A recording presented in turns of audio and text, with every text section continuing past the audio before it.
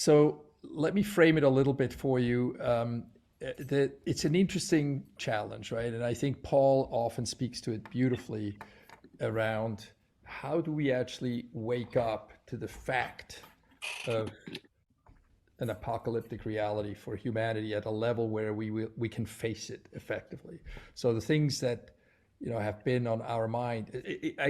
When I introduced us, I talked about how our approach to organizational to the work we do with large companies is to reorient the story, to reorient where's the world going, who are we going to be in that world, and how are we going to get there, and to craft it in a way where people can actually get hold of it at a level where it can activate action, right? So I see us as kind of the first conversation around climate action as a not just a reorientation to understand what's going on, but also to then exercise the capacity to actually, now that we see it, to step in and do something about it. I'm reminded of a difficult disease where a patient is given a clear diagnosis, is given clear orientation and clear sort of sense of these are the kind of things we can do. Now let's figure out how we can do that together, right? Some kind of a way that doesn't ignore the reality of the problem.